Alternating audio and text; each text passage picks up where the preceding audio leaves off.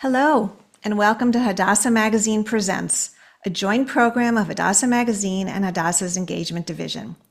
I'm so delighted to be in conversation today with Rabbi Delphine Horvilleur, one of France's handful of female rabbis, an author and the inspiration behind the HBO Max series Reformed, which if you haven't yet binged, you must. I've always believed that it's important for American Jews to connect with and try to get the perspectives of Jews in other parts of the world, including but also beyond Israel. And with Delphine as our guest today, we have the rare opportunity to get a glimpse into French Jewry, which has the largest Jewish population in Europe and the third largest in the world, as well as into her personal journey as a rabbi, author, and public intellectual. If you're joining us for your first Hadassah Magazine Presents program, a special welcome. And I hope you take the time to learn more about Hadassah and the work it does to heal those in Israel and the world. I know word of this program also circulated in the rabbinic community thanks to several of my rabbi friends, so if you are a rabbi joining us to hear from your French colleague, a warm welcome to you as well. If you're not already a member, please consider joining Hadassah so you can enjoy the magazine, which is free with membership, as well as all the wonderful programming the magazine and the rest of Hadassah provides. And of course, your donations for both this event and all of Hadassah's work are always welcome and valued. Links for both membership and donations are in the chat box, as are links to buy Delphine's books and other resources. We welcome, as always, audience questions throughout the conversation, so please be sure to write them in the Q&A. And now to give you a little bit more about Delphine before we begin our conversation.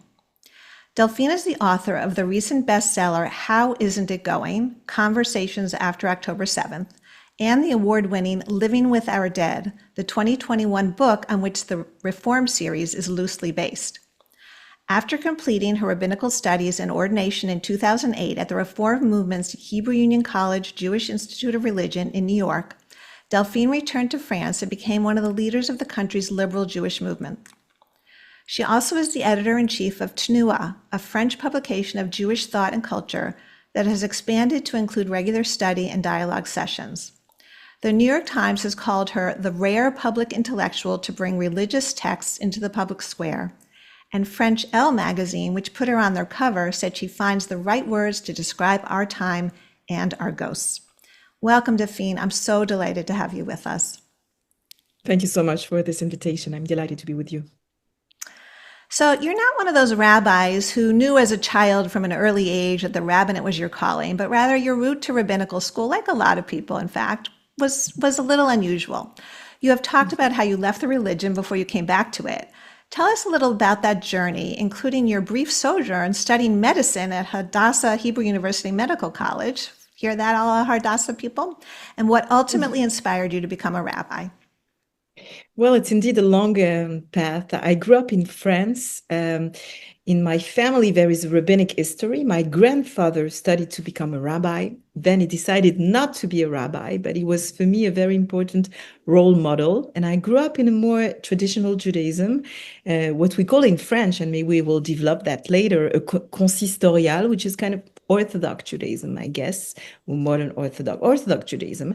I grew up being very, very involved in Jewish life in a traditional family, but obviously I never thought of becoming a rabbi because there were no options for me in France of becoming a rabbi as a woman. Then I moved to Israel when I was 17, alone.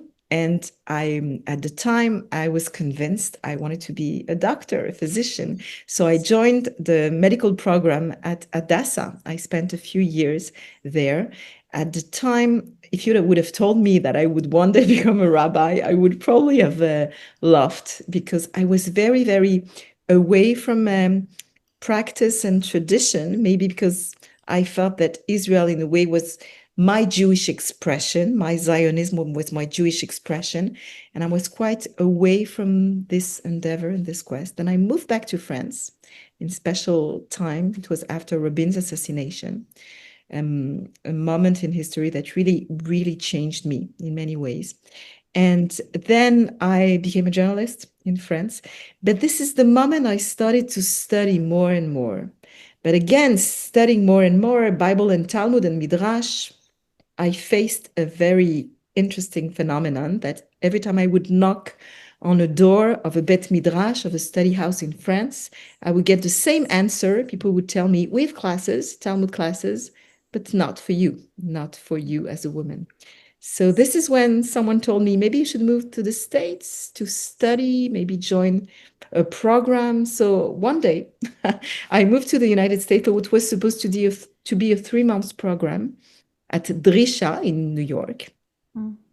And that moment was for me a huge moment of, I could even say, kind of Mount Sinai moment. Suddenly I discovered progressive Judaism, Reform, conservative American Judaism. And it opened my eyes to something I was looking for, but I was totally unable to name. You know, it's interesting that sometimes you know something deep, deep inside, but there is no way you can formulate that will. You don't have the right words. And suddenly it became doable. And one day I remember exactly that day, I was sitting in New York with a colleague of mine. I mean, I was not yet a rabbinic student, but a Reform rabbi in New York told me, well, with such a path and your interest in the text, why don't you become a rabbi? And I thought it was a joke. So I started to laugh. And my friend didn't laugh. And this moment, you know, it's weird, but I understood it could be not a joke. Like it could be serious. And everything came into place. It's as if the different pieces of a puzzle, like a life puzzle, but also a geographic puzzle and a cultural puzzle, came together. And I joined the rabbinic program. Mm. At Hebrew That's Union the College. short story, Yeah, basically. it's a wonderful story, a wonderful story. I think everybody has their moment, but yours, the fact that you came at a time when by then it was fairly commonplace already for women in America to become rabbis. And of course, you know, we actually had a program not that long ago celebrating the 50th anniversary. But it's still, as you well know, and I well know from my rabbi friends, that it wasn't always an easy path. And certainly the early pioneers struggled a lot, and now there are even Orthodox women who are rabbis in the United States. I understand one in France as well. But tell me, in France now that you went back and you became very involved in the liberal movement, but how big is that liberal movement in France, and to what extent are you still struggling to be accepted in the wider Jewish and larger society as a rabbi?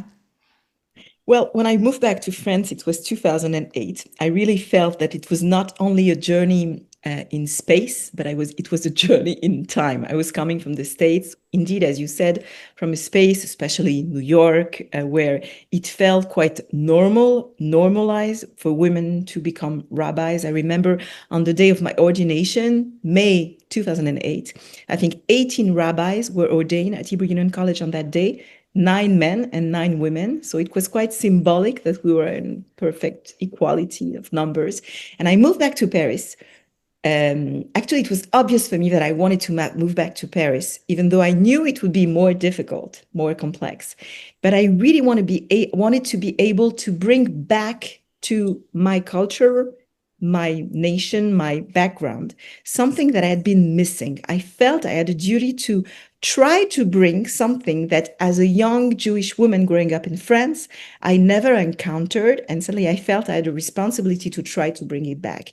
So I was ordained. I moved back to Paris. And indeed, it was a journey in time because I felt I was back on issues that probably in the States were totally resolved already, like ancient problems. I had to demonstrate constantly that I had the legitimacy, the possibility, the knowledge to be a rabbi. Even in my congregation, when I moved back, we were only at the time actually 3 women rabbi. Then we were again 2 women rabbi in France.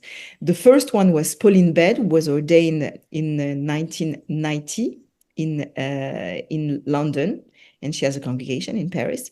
And I moved back to a congregation that had been led from the beginning by only men. And I felt that even inside my congregation, at the beginning, it was quite complex. I constantly had to prove myself, to be in this fight that I know many of you who listen now are aware of. And it took a few years. Then things really changed for me when I started to publish a lot, to publish articles and books.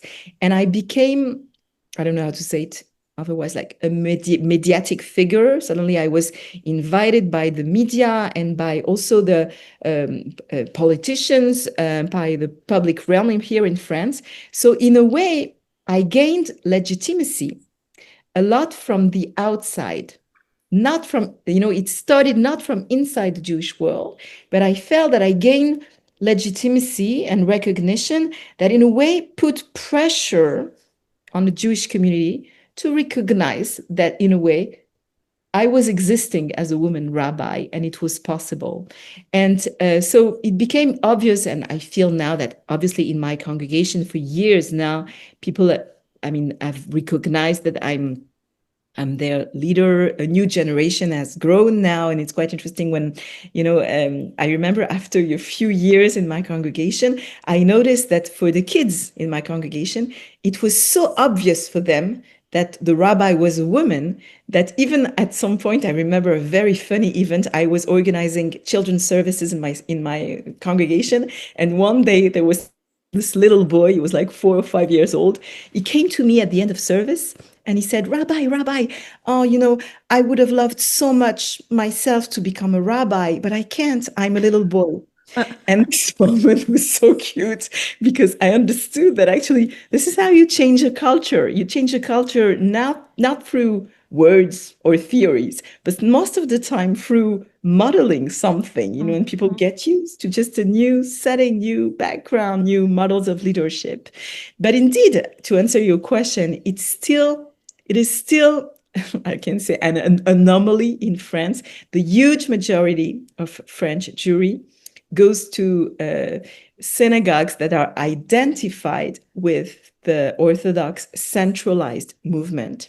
It doesn't mean that those Jews are Orthodox, neither in their practice or their belief, but most of the time, the only synagogue they know is the synagogue that has an Orthodox rabbi, because there are still very few liberal synagogues in France, very few in Paris, here and there a few in large cities in France, but it's still perceived a lot as a kind of it's growing and growing. People know it exists, but it's still perceived as a little bit on the side, and you constantly need to prove legitimacy.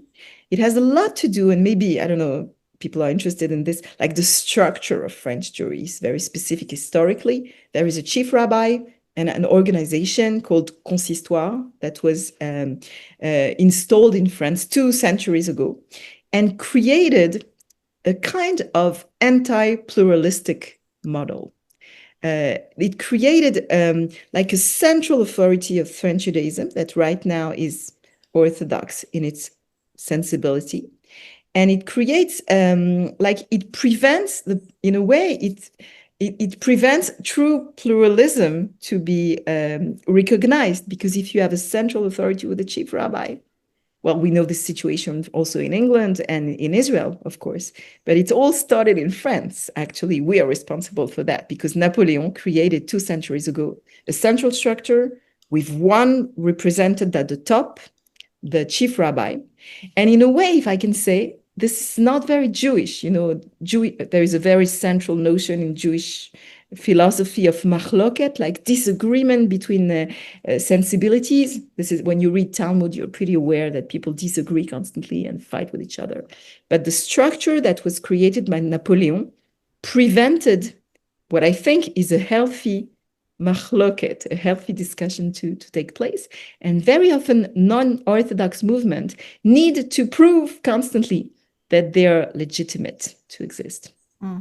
It's very parallel to even what goes on in Israel today. I mean, there's more growth, and there might be people from the Reform movement who might take issue with what I'm saying, but we still know that it's a challenge, and the numbers are growing but small, and clearly in terms of recognition by the chief rabbinate. So it really does seem to be like a parallel situation there.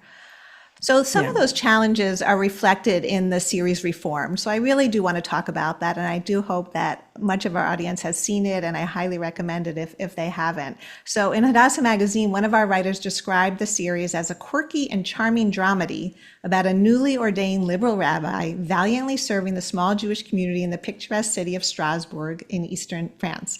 Each episode follows the young rabbi as she officiates at major life cycle events, weddings, funerals, bar mitzvahs, and circumcision, that correspond with thought-provoking moments in her personal life and her relationship with her family. So tell us how that series came about, because it says clearly in the credits that this is based on your book, and how much of it actually reflects you and your experiences. That's the key question. Yeah, it's a key question indeed, because as you can imagine, since the series was released, a lot of people think that the story is truly about me, when in fact it's quite far away, both from the book and from I think my character. I think the character of the young rabbi in the series is very nice and charming, but I think I'm very far away even in my rabbinate and my leadership to what she does. So it's interesting, because very often now in France, people who watch the show say, "Ah, I didn't know you were from Strasbourg," and I keep saying, "I'm not from Strasbourg. It's a show." And then people ask me, "Ah, I didn't know your father was a psychoanalyst." I said, "Oh, my father is not a psychoanalyst. It's in the show. It's a fiction." So it's interesting. This confusion is constantly at play. So the story about the series is that the book, Living with Our Dead, in French, Vivre avec nos morts, became very quick in France, to my big surprise, actually, a huge bestseller. So the book became, years ago, really an important bestseller here in France. It was translated to many, many languages around the world. But in France, it had a huge impact, much, much beyond the Jewish community. In recent years, and for me, it's always a very striking and moving thing. People tell me that they read the book and it accompanied their grieving and mourning processes. Even people told me that they went to funerals, non-Jewish funerals, where chapters of the book were read, as if it was a kind of secular liturgy, which is for me very striking and surprising. But it played a specific role I think, in France. So for many people in recent years, in a non-religious country, as you know, France is very secular as a country. So the book was a success. And then many, many people started to tell me they wanted to adapt it to a movie or a series. And for me, it was a difficult thought, because the book, for those of you who maybe read it, is based on true stories. And it was very difficult for me to take this decision that I would expose real people's life and grief to a screen. I mean, basically people who I accompanied in their mourning processes, and I tell in the book about their stories, they agreed for me to write their stories, but they never asked to be characters in a movie. So I was not very comfortable with the idea of adapting the movie. And then came a team.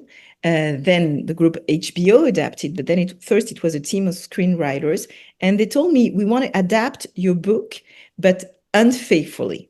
We want to take some distance from the book, write something about a female rabbi that wouldn't be you, but we would use a lot of your teachings, and it would be a book about her life and the challenges she faces." And I loved the idea that they would, in a way, be both faithful and unfaithful to the book. And I think they really managed to do it, because for me, for example, one condition in the adaptation of the book was that it was really important for me that the series would be filled with Jewish knowledge, relationship to the text, Jewish thought. And I think, I mean, that's my option. I think I'm quite objective, because I wasn't part of the process of building the series. But I think the series is quite successful in the way it keeps a very strong rabbinic knowledge and a relationship to the text and a tradition. In each episode, you dive into Midrash or Bible or a Talmudic situation. And it was very important for me that it would remain very rabbinic, and it will deal in a way also with many types of grief or grieving process, not necessarily death, by the way. But I think the series is filled with questions of how do you deal with what you lose in life? And the fact that the character is not full of dogma, but has a lot of doubts. Well, I could recognize myself in this element, that I think in my rabbinate, when people turn to me and want an answer, I very often tell them that if they're looking for answers, I'm not the right rabbi. There are many rabbis that will give them answers, but I cherish questions, and I can help them redefine the questions and help them. Maybe they will find their own answer, but I'm not going to be the one who provide them with a definite answer. And in this way, I guess I'm not very orthodox in my practice or my, the way I turn to the rabbinate. But I think in the series, it's quite well kept, this idea. So the actor, Elsa Guage, I'm not sure how to pronounce her name, who Sketch. plays Yeah. you, and the character is named Leia. They changed their name, so that was unfaithful. So she's wonderful. She's really, I don't know how, I'd like to know how you think she portrays a female rabbi, even if it's not you. And I guess the question is, to what degree does she really portray a rabbi? And you talked about the fact that the text and the knowledge is incorporated, and I think she does do that beautifully. How much time did she spend with you to kind of prepare for this role? So Elsa, she was a very serious rabbinic student with me because for quite a while, for many months, she followed me pretty much everywhere. Each time I was leading like a funeral or a wedding, I would turn around and she would be there and I wouldn't even know. She was in a way shadowing me. I guess that's the word. She was always in my shadow and looking for, not only for listening to what I was saying or teaching, but I think she learned a lot of gesture and the way to behave, how to put a talit on. Everything was very foreign for her because she didn't grow up in a practicing Jewish family, but she was really interested in learning the power of gesture in Jewish tradition. Acting, she had a lot of questions, always very intelligent questions, and I think she's doing a wonderful job in creating something that is a little bit inspired by my teachings, but she really created something different. It was interesting that they tried in the series to emphasize the fact that she wasn't me by, I don't know if people noticed, but a few times in the series, I appear in the background. Like, for example, at some point, she receives a couple that want to get married, and she asks them, why are you coming to me so late? And they answer something really funny. They say, well, Horvilleur was supposed to marry us, but she dumped us at the last minute. So in a way, it's interesting that they managed to create different humoristic moments where it's clear that it's not me, even though it's inspired by the book. And I think it's interesting that she incarnates something that gained power during the first season. When I talked with the writers, at the beginning, they were sending me the script, and I was a bit bothered because at the beginning of the series, the first episodes, from my point of view, she's not good. Like, she's doing a lot of mistakes. She's doing things that I would never do. And I was a bit annoyed that people would think that I would do something like this. For example, like, I don't know if people remember in the first episodes, she's supposed to deal with the situation of a couple that the father doesn't want to do Brit Milah to the son. And she really misses the point at the beginning. She goes in a very wrong direction. And at the beginning, I told them, no, come on, she can't do something like this. I would never do or say something like this. And they were really clever. I mean, they told me, she needs in this first season to grow. She needs to find confidence. And also, I think it's very well done that from the first episode until the 8th episode of the first season, she's becoming a leader. But it takes time. At the beginning, she totally lacks confidence.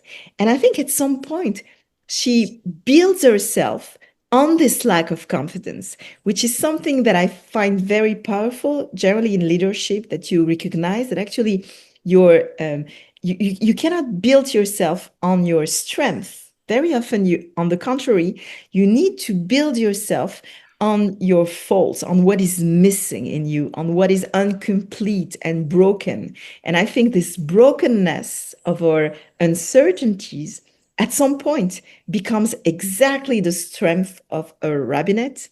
And I thought it was very intelligent to create such a character. So what have you learned from her? Well, I guess she comforted me actually in this reflection about what is leadership, generally speaking, and what is rabbinic leadership as I see it.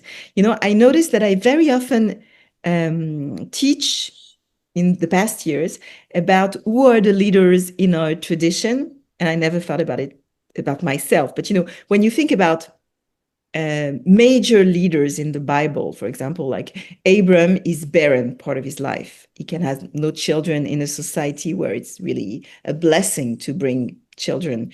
Isaac is blind part of his life, and Jacob is limping, and Moses is megamgem. I don't know, say in English, stuttering. Yeah, I guess that's the word in English.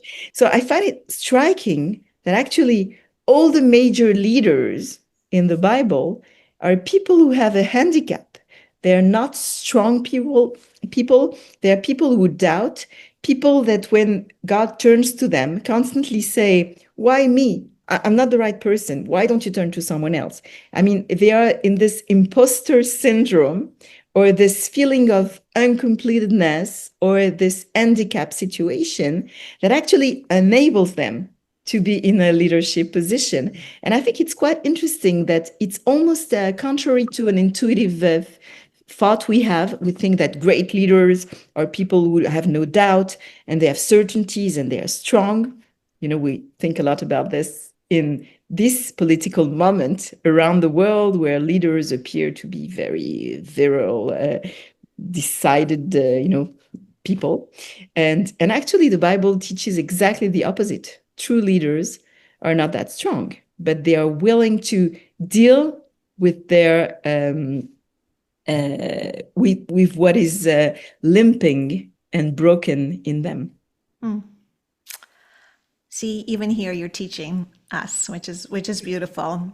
So one last question related to the series because it relates to you as well. So one of the storylines centers on Leah's relationship with her father, an avowed atheist who just does not get her career choice. So I'm curious to know how your own family felt about you becoming a rabbi. Well, in a way, it fits and doesn't fit my family story. My parents were very happy with me becoming a physician. You know, I was studying at Hadassah in Jerusalem.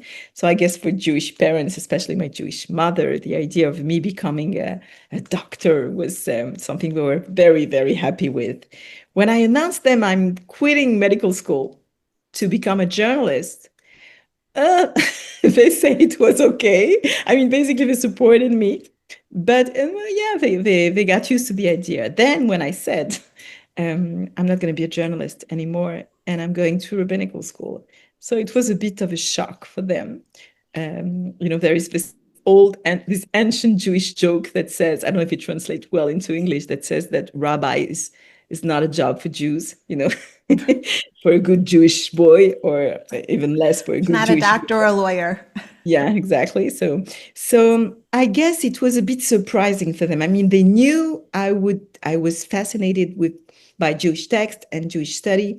They could understand the intellectual endeavor, but to become a rabbi was a bit much for them. So for a few years, they were really surprised. But I guess they always supported me. I have the luck of being surrounded by a family that always accepted, I should say, my Michiganness, my crazy ideas. Now I think they're proud, I think, of what I'm doing and this support. But it's true that, and I think it's important to say that to an American audience, French society is a super secular society. So we tend to perceive, even among the Jewish community, inside the Jewish community, we tend to perceive faith and like choosing a religious path as being something a bit weirdo, a bit, disturbing. There is like a tradition of French intellectual life disconnected from belief and faith. And maybe there's a certain level of snobbish, I don't know to say it in English, like a way to at least be a bit ambivalent about people who choose this this path. So I think it's very different to become a rabbi in France than to become a rabbi in America. I even find it striking when I listen to sermons by American rabbis and by French rabbi, you will almost never hear a French rabbi in his or her sermons who use the word faith, because somehow in France we tend to believe that this word faith is linked to the Christian religion. We kind of disconnect from this kind of vocabulary even. And whereas I believe that for an American rabbi, it's quite obvious because America is a religious society. Religion has a much more central role to play, even politically. So we actually don't use the same words, the same vocabulary. That's a topic, as you can imagine, that I'm really interested in because I believe that language is sacred. And I think if there is one religious tradition that acknowledges the sacredness of language, it's really Judaism. That's interesting. And I think there's a lot of discussion in this country that even though it already has more faith in God language than in France, it still seems to be increasing dramatically. And there's a lot of discussion, and whether that's true in the Jewish community or not, that's issues that I think a lot of us are exploring and looking into. So I really want to get to your book because there's so much in there that's interesting. I think I want to start with this question. So the book opens, it's 11 chapters, and the book opens with the funeral of Elsa Kayat, the columnist and psychoanalyst who was massacred by Islamic extremists in 2015, along with 11 other, I believe, at the Paris offices of the satirical magazine Charlie Hebdo. So this was followed by, within a few days, a series of other terrorist attacks, including a siege at a kosher supermarket, Hyper Kasher, during which people were taken hostage and 4 people were murdered. So that was the beginning of an especially terrible time for France and French Jews in particular. Let's talk about what's going on for French Jewry right now. It's been 10 years, more than that, since this surge in anti-Semitism has been happening. We know that it's a little more recent in America, but I really want to focus on France. That attack in 2015 sparked a record number of French Jews to leave France for Israel. I think it was about 8,000 that year. And we know that thousands have continued to leave in the past decade. And between October 7th, 2023 and the end of June 2024, there was a 233% increase among French Jews filing applications for Aliyah. Of course, they didn't all make it, but that number is pretty significant. So give us a sense of what, and again, both of your books really focus a lot on anti-Semitism in very meaningful ways, but I want you to give us a sense of what it's like for French Jews now, these days, and the degree to which things have changed since October 7th. So first of all, I would go back to what you said. I would correct one thing. You said that things changed for us in 2015 with Charlie Hebdo and the Hyper Kasher. But actually, it's not true. What changed in 2015 is the French acknowledgement of the threat, not only for the Jewish community, but for pretty much everybody around the Islamist threat in France or around the world. But for the French Jewish community, it started much earlier. I could even give some critical dates of turning moments. 2006, Ilan Halimi, a young Parisian Jew, is kidnapped and tortured and killed around Paris. And it's a huge shock for the Jewish community. But also, the shock is not only that it happened, but also the fact that it's the moment we really feel strongly how lonely we have. I remember myself walking in the streets of Paris, 2006, in a demonstration in the memory of Ilan Halimi, looking around me and noticing that all the people who walk in the streets are Jews, and I don't see anyone else. 2012 is another turning point, very important one. That's the terror attack in Toulouse, when children and their father, but children are killed in front and inside a Jewish school in Toulouse in the south of France. Huge, major shock in the Jewish community, because you cannot imagine something worse, like children killed point blank in a school, and by a killer who pretends to avenge Palestinian children. And another huge moment of loneliness. No demonstration is organized at that time. What should have brought millions of French citizens to the streets to protest seems to be a problem for the Jews, or at least there is no consciousness of a national threat. So it takes a few years of Jewish loneliness, and then comes 2015, Charlie Hebdo, and the hypercacher. And then millions of people are walking in the street, joined by leaders all around the world. But for the Jews in France, there is a little music in their head, like a little melody. Terrible feeling in our heads is that if we wonder, basic question in 2015, if there had been only an attack at the hypercacher, would there be people in the street? We know the answer. There wouldn't be, because there was no one for Toulouse, and there were barely Jews walking in the street for Ilan Halimi. So actually, for years, Jews in France have experienced very strong level of loneliness. And it has a lot to do with the decision of some to move to Israel or to fill files of Aliyah, because actually the numbers you gave are very difficult to define, because many Jews took Israeli citizenship. So they enter the statistics of becoming Israelis or making Aliyah. But I think many of them or either remained in France or moved to Israel and moved back. So it's very difficult to make any comments about those numbers. But what is true is that the growing phenomenon is a lack of confidence of the ability of the French Republic to protect us. At the time, when I was a student in New York in rabbinic school, I told you when we talked a few minutes to prepare this show, I can't remember how many times in the States people were asking me about anti-Semitism in France, and they were telling me this would never happen in America.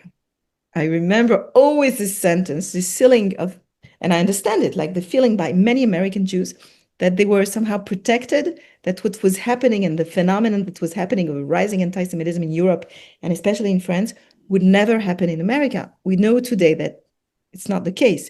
It's as if actually France had more or less 20 years in advance in the phenomenon of something that happens pretty much everywhere now. So the situation that we experience now in France, actually, I'm not sure I have anything to teach you, American Jews, because you're pretty aware now of what we experience. The feeling of loneliness, also tensions inside the Jewish community of how we should handle this. The feeling that we are now dealing also with this new situation of anti-Zionism and anti-Semitism being constantly intertwined and connected. The issue with words, like the question of the relationship with Israel, criticism of the government. I mean, everything is linked, but I'm aware that what you experience in America is actually more or less, with a few little difference, but more or less what we've been experiencing here for quite a while. I'm leading a large congregation in Paris. My congregation is about 1,500 families in two major synagogues in Paris. And, at the end of the year, already last June, at the end of the year, we at the end of the Hebrew school year, I always bring the kids and the parents together. And last year in June, I took all the parents together, like hundreds of parents, into a classroom. And I told them, okay, we're going through a difficult time. Does anyone want to share an anti-Semitic moment, a little one or a big one or a meaningful one that maybe you and your family experienced? And I don't want to be depressing, but I'm going to be depressing. Believe it or not, each and every family in my congregation had a story to tell. Sometimes it was a small story. Sometimes it was a big story. Sometimes the story was that in the classroom, on one table in their child class, there was a swastika, that when there was like a trip journey with the class, one of the children started to sing a Nazi song out of nowhere, that some children were canceled or outed from WhatsApp group in the class because they are Jews and supposedly support the killing of Palestinians. I mean, each and every one of them had a story. And also what was striking is how much the kids, even from early age, Jewish kids, had integrated the threat. I'm going to give you an example that for me is very meaningful. When my children were very young, I would, for example, take them take a cab with them, a taxi in Paris, to go to the synagogue. And at some point in the taxi, my children would say, we are going to the synagogue. And I would have a weird and terrible reflex to tell them, shh, speak lower, be discreet. That would be the expression of my anxiety or my Jewish fear, Jewish mother, that was already present, I would say, in 2010 when my children were really very little. Now, the testimonies that I get from parents is that when they speak about Judaism and the synagogue, the children tell them, shh. That's a huge difference. It means that from a very early age, children, Jewish children in Europe, I don't know how much it's true in the States, and I guess it depends where in the States also, but in Europe, many children have integrated the threat and they associate their Jewish identity with something that we'd rather be silent about. And that's terrible, but this is where we stand right now. And are you finding, and we're seeing, I think, both ways here in America, are you finding that as a result of that situation, October 7th, and everything related to that, has increased connection, that Jews have been coming to synagogue more, they're seeking their own community because they don't feel comfortable in the wider community?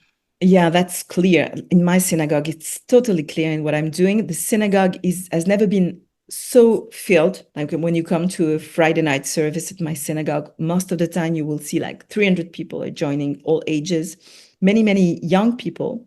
And also I noticed that many people organize Shabbat dinners more than ever, which tells something. Like you see a lot of young people, students, who call me and they say, can you join us for Kiddush because we organize a special Shabbat dinner?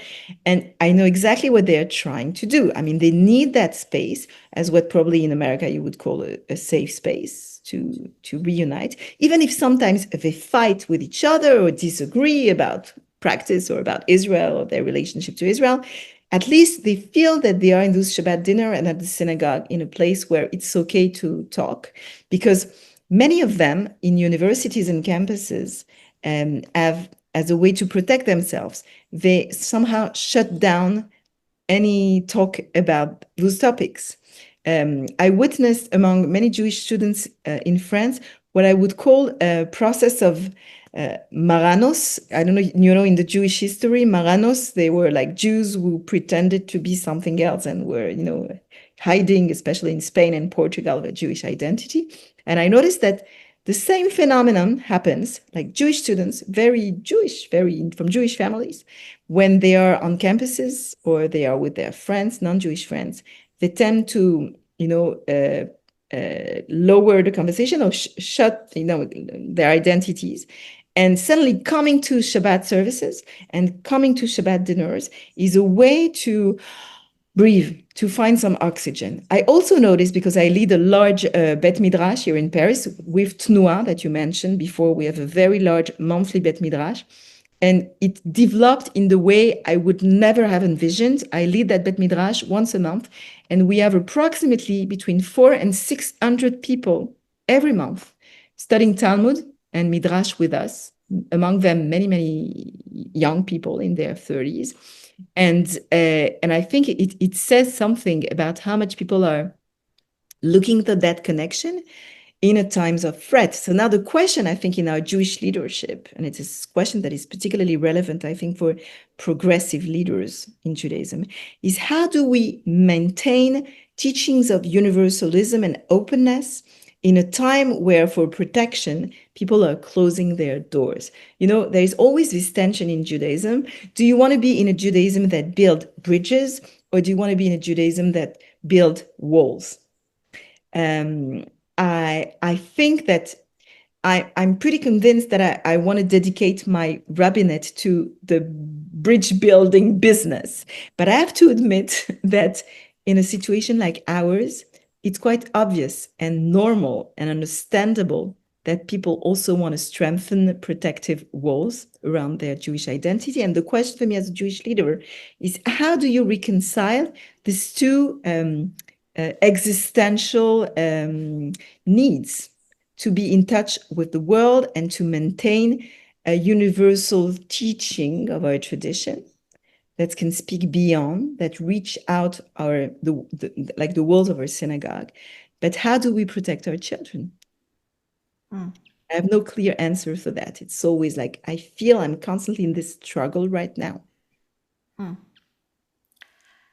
Do you have hope for the future? I mean, what do you advise your congregants? What do you clearly the Tenua program is living proudly and loudly as Jews, right? That is what we often talk about, that's one thing that we have to do, that we can't hide, even though it feels necessary to hide in many ways. Mm. Well, about hope, I would say it depends on days, sometimes on hours during the day. I believe that we are going through a very difficult time, not only because of anti-Semitism, but I also feel that the political tensions inside the Jewish world create a binarity that is very, very difficult to handle. I feel inside the Jewish community, and I've experienced it, particularly in recent months, how much there is tension between us. Sometimes we feel that we don't understand each other anymore. We don't speak the same language. And I really wonder as a rabbi how I can be faithful to the values I truly believe in, but still remain committed to a sense of Klal Israel, of belonging together. I think it's a super critical time in Jewish history. I think it's really the challenge of our generations that it's quite interesting that, as I said before, I feel that we are experiencing a political moment of strength, of, we are around the world, are growing leaders and leadership voices of power and strength, sometimes military strength. And I feel that Judaism has always taught something else, maybe naively. But it's quite interesting that in Judaism, when we get married, we break a glass. When Moses comes down of Mount Sinai, he breaks the tablet. When we tell the story of the Exodus, we break a matzah. We are constantly emphasizing the ability to live with what is broken, to build even though it's broken, the temple and everything, to actually, for me, Judaism is a teaching of living with the grief and managing to choose life, even though death and grief visited us. And sometimes I feel it's very difficult to reconcile this teaching of brokenness and grief in a time that emphasizes and chooses so much power and strength and completedness. And I think it's the real challenge and it's going to be the challenge of our generation. And I'm afraid it's going to be a very long and dark tunnel. Mm. I know that you've gotten death threats and you've been attacked on social media and you're being stalked by certain people. And that's part of the phenomenon you're talking about, but both within the Jewish community and outside the Jewish community. The anti-Zionist left and some of the people in the Jewish community who didn't like what you might have written about Israel and the call to end the war. And that is a phenomenon that a lot of people are experiencing right now. Yeah, to be honest, well, I'm used to be attacked by the extreme left for years already. I was less used to be attacked by the extreme right of our community. But I experienced it's, to be honest, I've never felt so Zionist and so in love with Israel. I lived in Israel many years. I'm very committed to Israel, very Zionist. And I feel that today, my Zionism and my love of Israel request from me to talk. But I guess that for part of our group and part of our people, love of Israel means silence. And for me, Ahavat Israel, love of Israel, means the ability to talk and even to criticize out of love, because this is what you do when you love. You talk, and sometimes you rebuke, and you address criticism because it matters to you. And right now, I'm aware that part of our people, out of trauma, and I'm not judging the trauma, we're all traumatized in a way, and we're talking through our traumatized psyche, let's say. But I feel that more than ever, it's critical that we make sure that, just like in the story of Passover, that all the children are around the table, the sage and the rebel and the one who doesn't know how to ask questions, and the simple one, this super classical midrash of Pesach, Passover. I think this is the story we need to implement again and again. There is no Jewish table if there is no room for all the children around the table. And I'm aware that some people are trying to make my voice or other voice being silent. And I decided I'm going to be committed to this Jewish teaching again and again.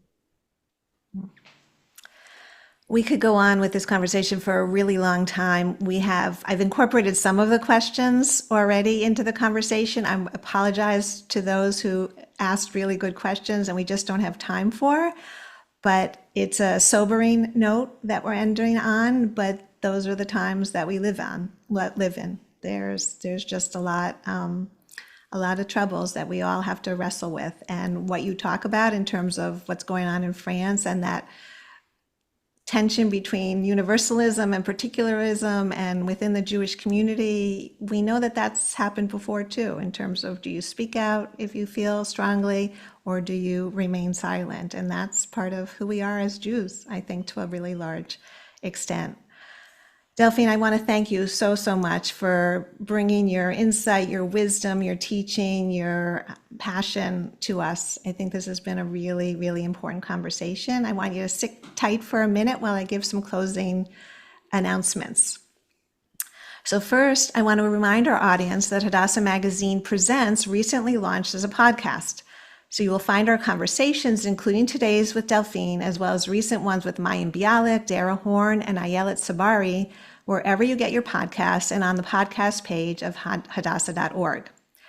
You'll still want to register for these live events to be part of the real-time action and be able to ask questions. But in case you miss it, you'll be able to get the podcast and listen while taking a walk, commuting, or cooking dinner. And you can share it with your family and friends. Please do listen, share it, and rate it to help boost interest. And you can sign up for alerts on that podcast page of Hadassah Magazine, hadassahmagazine.org and Hadassah website. So as for our upcoming programs, on August 11th, I will be moderating a panel in person at Hadassah's National Conference in Miami, titled From Shield to Scapegoat, Jewish Literature's Past, Present, and Future. I'll be speaking to some literary insiders discussing the challenges and opportunities facing Jewish authors and Israeli authors amid the current climate of rising antisemitism. This will not be live streamed simultaneously. Hopefully many of you will be at the conference, and for those of you who can't make it, it will be available on our podcast after the conference. And our next event, which will be via Zoom, will be on Thursday, September 18th at 7 p.m. Eastern Time. Just in time for Rosh Hashanah, I will be in conversation with Israeli-born author and playwright Maya Arad, a visiting scholar at Stanford University, whom Haaretz has described as one of the finest living authors writing in Hebrew today, about her forthcoming book, Happy New Year's, as well as the experience of Israeli expats living abroad. For today's program, I want to express my thanks to Libby Barnea, our deputy editor, who helped plan and implement this program, and to the magazine's digital editor, Ariel Kaplan, who both promoted and produced it. And a shout out to our partners, as always, in the engagement and marketing and communication divisions, who always play an important role in making these events happen and promoting them. A reminder that in the chat box and in follow-up email you will get tomorrow are links to purchase Delphine's books and learn more about her and her work, as well as links to donate to Hadassah and become a member of the organization. Again, a huge thank you to Delphine. We really appreciate you being with us today. Thank you so much. And thank you all for joining us today. I hope to see you back at our next program. And don't forget to look for the Hadassah Magazine Presents podcast. I wish you all a relaxing and peaceful summer despite everything that's going on. Goodbye.